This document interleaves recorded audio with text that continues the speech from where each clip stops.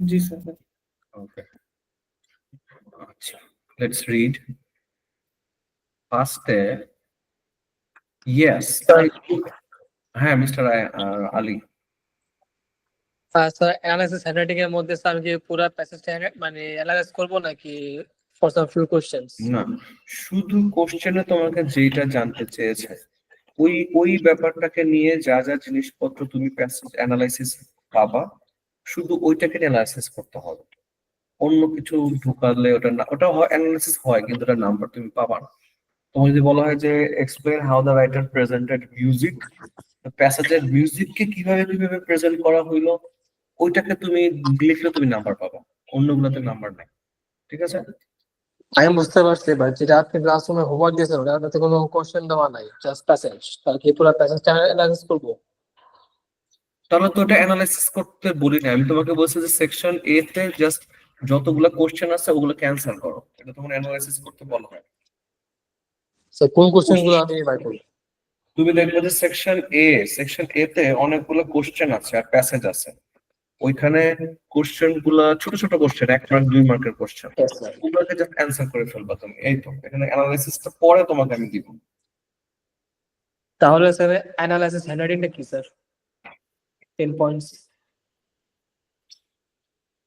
Analysis handwriting মানে ধর আমি একটু দেখি কি বলো। ক্লাসরুমে হ্যাঁ ক্লাসরুমে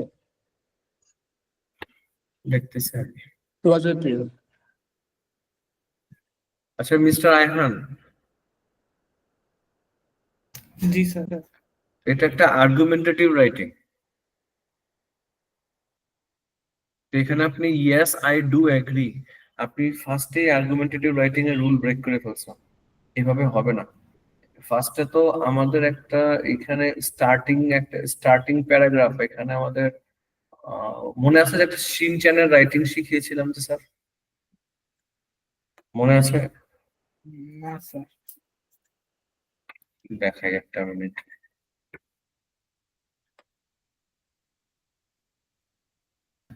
স্যার এটা আর্গুমেন্টেটিভ রাইটিং কিভাবে হলো? কোশ্চেনে তো আর্গুমেন্টেটিভ রাইটিং এ তো কিছু ছিল না।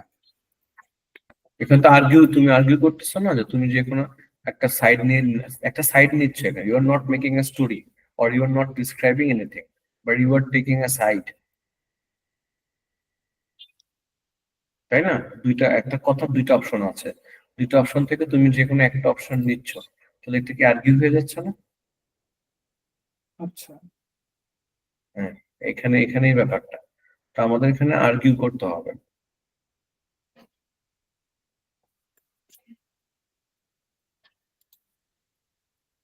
তো আমাদের কোশ্চেনটা আমি আরেকবার পড়ি। To save our towns and cities,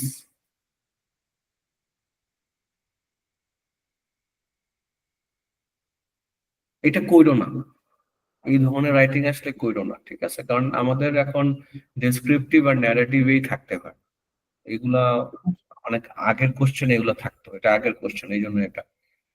তারপরেও আচ্ছা ঠিক আছে, অসুবিধা নেই, তোমারটা আমি এভাবে চেক করে দিই, কারণ তোমার এটা থাকবে না, এটা তোমার শিখে কোনো লাভ নাই। Yes, I do agree that people should use, আমি এটাকে, তুমি যেহেতু আমার মনে হয় তুমি এটা ডেসক্রিপটিভ টোনে লিখেছো, তাই না? जी सर। তো আমি এটাকে ডিসক্রিপটিভ এসে হিসাবে চেক করি। Yes, I do agree that people should use public transport more rather than relying on their own cars, due to the three main reasons being pollution. Three major reasons being pollution, traffic, and better use of space as G sir. Sir আমি একটু 2 minute আসতেছি sir. Okay sir, ঠিক আছে sir. Ali Rahman, yes sir. তুমি আর কত রাজনীতি করবে আমার সাথে বল? স্যার কিসে পড়ি স্যার, ব্যান্ড হয়ে গেছি? ওইটা না, তাহলে তুমি যে স্যার 5 মিনিট দেন 2 মিনিট দেন, এসব রাজনীতি ছাইড়া দাও, বুঝছো? স্যার ব্যান্ড হয়ে গেছে। ব্যান তো ওটা তো অন্য লোক ব্যান হয়েছে, আমি তোমার কথা বলতেছি।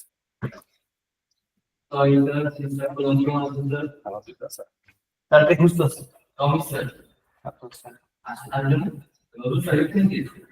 ওইটা নিয়ে একটু মনে করেন স্যারের সম্পর্কে দেখি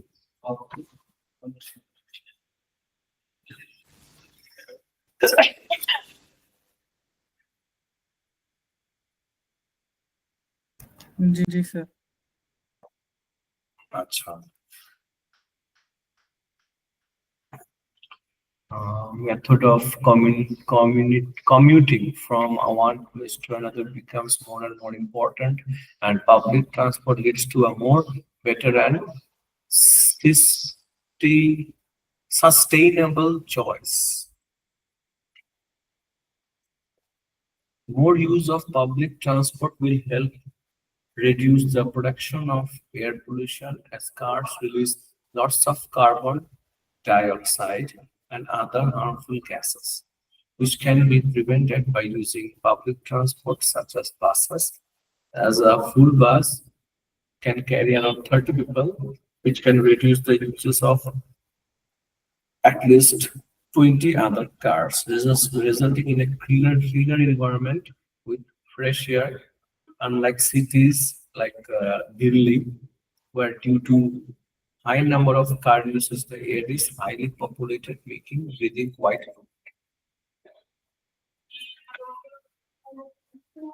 quite difficult. দিলেও ভালো হতো। Use of public transport also helps with traffic jams as well.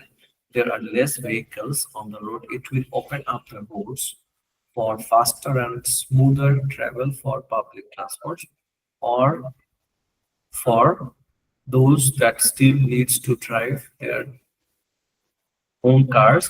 As a result, a better flowing city saves time and reduces stress or anxiety from being late. Unlike cities with heavy traffic like New York, or it also allows for better land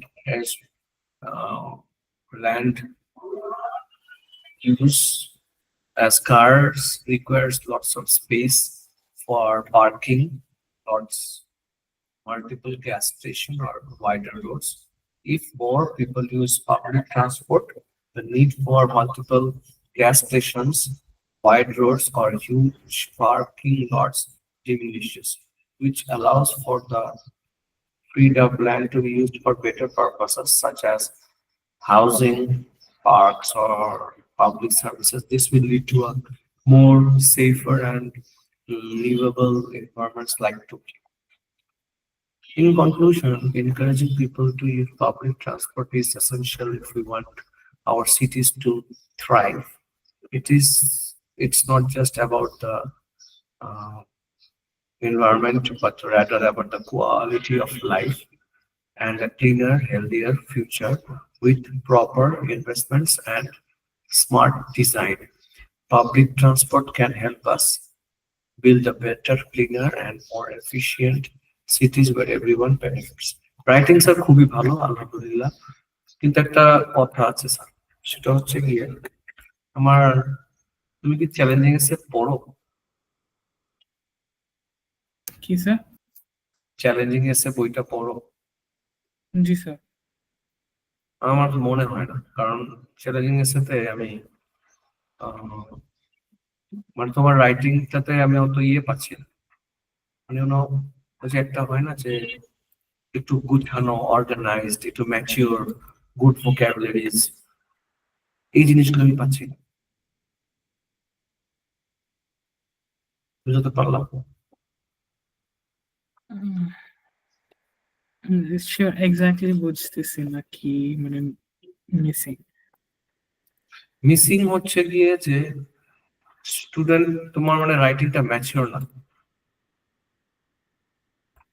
এটা বলতে চাচ্ছি। Mature না মানে কি বলতে চাচ্ছেন exactly? Exactly মানে writing এ যদি ম্যাচিওর বলতে, যেমন রাইটিংটা যেভাবে আমরা অর্গানাইজ করি, বা রাইটিংটা আমরা যেভাবে করে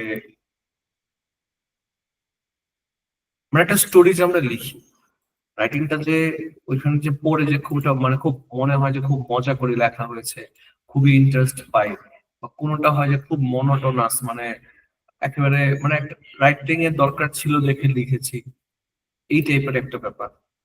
তো তোমার রাইটিংটা পড়ে আমার ওরকম মনে হচ্ছে, মানে জাস্ট একটা এসে আছে এখানে, কিন্তু একটা হয় না যে পড়ে খুব ইন্টারেস্ট ফিল করলাম বা খুব পড়ে খুব মজা পাচ্ছি, এই ব্যাপার না, মানে জাস্ট মেন কথাগুলো লেখা আছে, এটা আর কি বলতে বললাম আমি। যেমন একটা তুমি চ্যালেঞ্জিং এসেতে দেখবে যে একটা স্টোরি যে তারা ক্রিয়েট করে, স্টোরিটাকে খুবই খুবই ইন্টারেস্ট ক্রিয়েট করে, তারা খুবই আগ্রহ ক্রিয়েট করে, এখানে ওটা নাই। বুঝতে পারলাম স্যার? জি স্যার। এই জন্য বলে যে চ্যালেঞ্জিং এসে